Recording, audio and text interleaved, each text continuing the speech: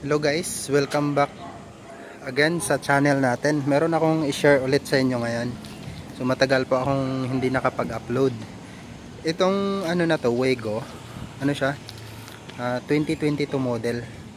Ito, ganda ng mags niya. Tapos yan. Ito yung mags niya. Yan. So, share ko to sa inyo paano siya i-operate. Kasi merong mga bago din kasi dito. Kanya-kanya kasi yung sasakyan kasi iba't ibang ano mga bagong labas, so meron din bagong kaalaman. Ito ang susi pala nito kasi dati nagtaka din ako kung saan siya kunin. Ito pala, ito yung sa susi nya, itong ano na to, susi nya to. Hatakin mo lang to, igilid mo lang to, tapos ito matanggal na to, pang susi dito. Pero pang bukas nitong likod, meron din doon sa harap. Turo ko din sa inyo mamaya. Yan. Dito na tayo sa harap. Yan. So bago ko siya turo ito yung susi niya. On mo lang siya. Yan. Tapos ito. So yung window niya automatic na rin. So fully automatic siya. Bali ito yung brake, accelerator, yan. So yung gear niya, handbrake. So actually Hello Kitty yung ano nito. Yan. Dito na tayo. Pasok tayo. Mamaya test drive din natin. Since push button na po ito siya, so kahit nasa loob lang to, sabit lang natin. Yan. Since mainit po, ano natin, i-on natin. Ang proper pala pag on basta automatic, need mo pala siyang i-press muna. Yan. Pagka nakakita mo naka-green, yan. Tapos press mo ulit. Yan. Tapos yan, naka-on na siya. Pag nakaganyan na po, saka mo apakan yung brake, tapos accelerator, ito brake, tapos saka mo siya i-push. Yan. So, yan po yung under nya. Yan. Tapos yung aircon, dito tayo sa aircon. Ang pang-on na ito, dito press mo lang to. Yan. So ang adjustan na itong lamig niya, ito. Yan. Tapos yung sa volume na at least malakas, mabilis, or yan. Pwede mong lakasan pa siya. Yan. Yan. So yan na lang natin. Tama lang. Tapos ito yung circle niya, at least nasa paikot-ikot yung ano niya. Max cool, pwede mo siya i-max, pero ibalik lang natin. Yan. Tapos ito sa likod, yan, on natin para mainit po kasi dito. Yan. Tapos yan, dito na tayo dito muna tayo. Yung side mirror niya, yan. So since naka close po siya, dito siya natin makikita. Push nyo lang to. Yan. Yan.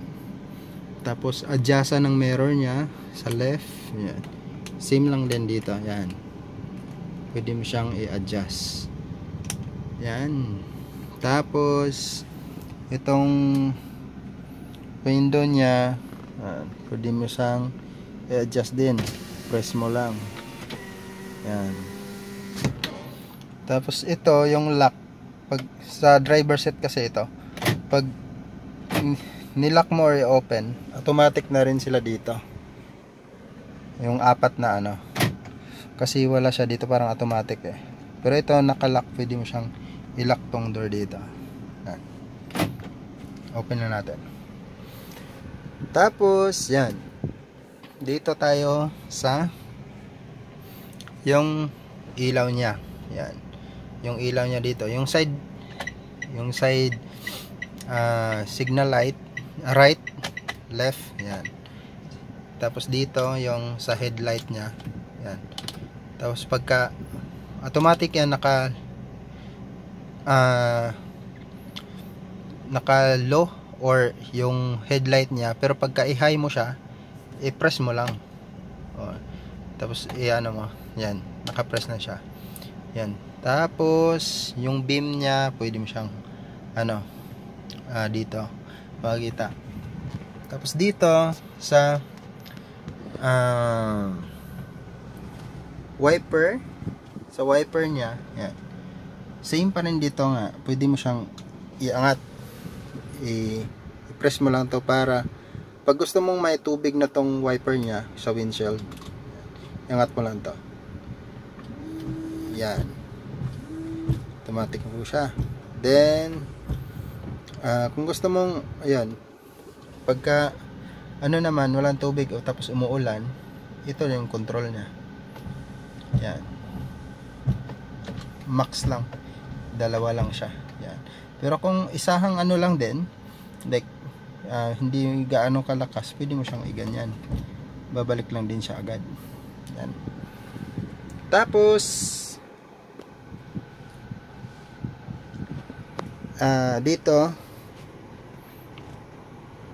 dito na tayo sa gear. Yan. Fully automatic siya, like naka-parking, reverse, neutral, tapos D4, yan, 3, tapos 2, yan. Yan yung niya. Tapos pwede mo siyang i-lock.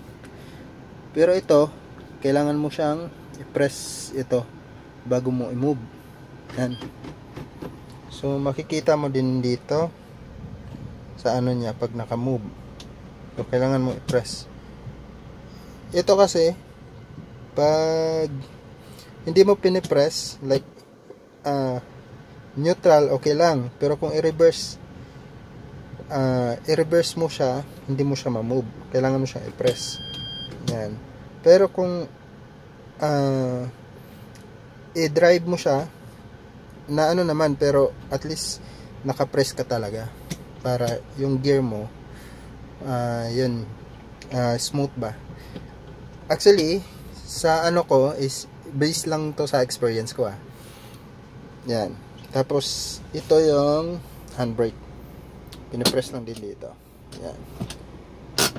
Yan. Tapos since meron itong dashcam sa baba, ito sa likod at saka sa harap. Yan. Yan. Tapos ito yung niya, bali 5-seaters lang. Pwede 3 dito. Tapos ito sa harap. Yan. Pagka i-try mo siya, i-try natin. Since automatic to, ang adjasa ng ng itong upuan niya, dito tayo. Itong sa baba. Yan, ito. Pinipress lang to. Hila. Yan. Tapos, siyempre, bago tayo kailangan mo ng mag seat belt. Yan. Seat belt. Try natin. Yan. Tapos, bago mo siya since galing siya sa parking, yan. Siyempre, kailangan mong talagang naka-brake ka. Abang mo na yung brake. Ang gandahan dito, accelerator at saka brake lang. Yan. Tapos pinipress mo to. Yan. Press lang natin, drive. Yan. Saka mo siya i-release. Yan. Para sure tayo.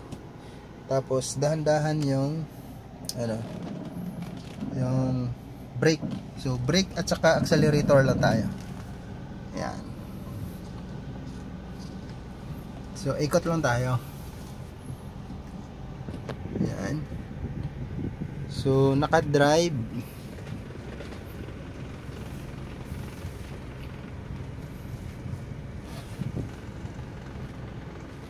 Tapos reverse. Kung reverse, press na natin yung ano, tapos reverse. Yan. Naka-R siya. So makikita din dito. Oh. Tingnan mo lang yung bawat gilid. Yan.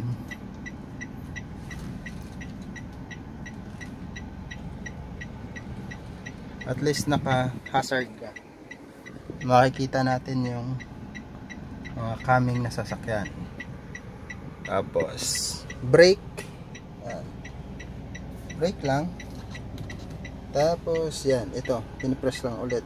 Drive, punta tayo sa drive. Yan.